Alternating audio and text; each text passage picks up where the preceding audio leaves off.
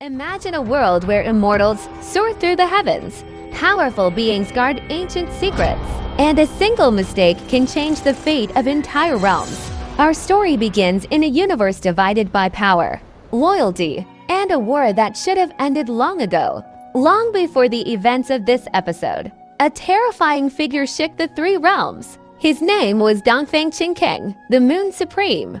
Feared by enemies and respected by followers, he possessed strength so overwhelming that entire armies trembled at the mention of his name. But even the strongest warrior can be defeated. After a devastating battle, Dongfang Qingcang was sealed away, locked inside a prison designed to ensure he would never threaten the world again. For thousands of years, his name survived only as a warning, a dark legend whispered by those who remembered the horrors of the past. Yet fate has a strange sense of humor. Far away from battlefields and legends lives a tiny orchid fairy named Ela Lanhua. And like the powerful immortals around her, Ela Lanhua is not a mighty warrior. She doesn't command armies. She doesn't possess world-shaking magic. Instead, she spends her days tending plants, completing chores, and trying her best not to cause trouble. Unfortunately, trouble seems to find her anyway. Despite her cheerful personality, Ela Lanhua carries a deep loneliness. She often feels overlooked by those around her. While others rise through the ranks and earn recognition, she remains a small fairy struggling to find her place in a world filled with extraordinary beings. Still, she refuses to give up. There's something incredibly lovable about her determination. Even when things go wrong, she keeps moving forward with hope in her heart.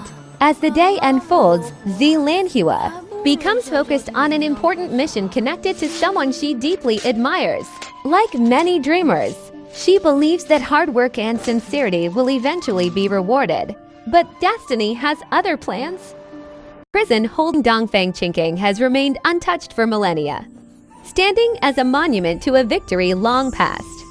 Yet powerful seals are only as strong as the circumstances protecting them. And somewhere beyond the awareness of the heavenly realm, the impossible is about to happen. Meanwhile, Xiao Lanhua's innocent actions start setting off a chain reaction. At first, everything seems ordinary. A task here, a small mistake there, nothing that appears important.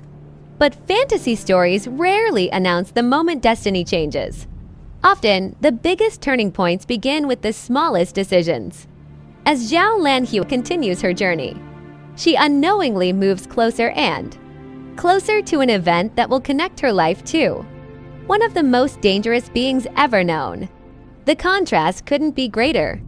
On one side is a kind-hearted fairy who worries about flowers and friendships. On the other is a legendary ruler whose power once threatened entire realms. They should never meet. Their paths should never cross. Yet fate is already weaving their stories together. The episode gradually builds a sense of mystery. Viewers begin to realize that the peaceful surface of the heavenly world hides countless secrets. Ancient grudges remain unresolved. Old enemies are not truly forgotten. And beneath every beautiful landscape lies the possibility of danger. Then comes the moment when curiosity pushes Xiao Lanhua into territory she was never meant to enter. What begins as a simple effort to accomplish her goal soon becomes something far more significant. The atmosphere changes.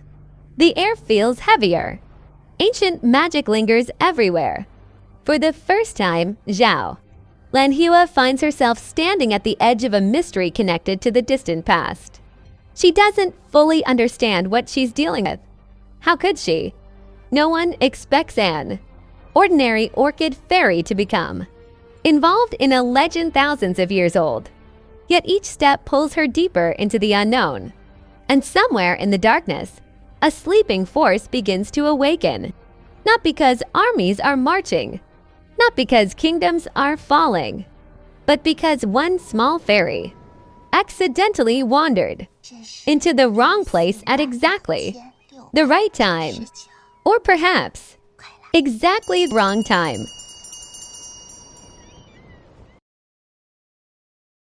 Imagine a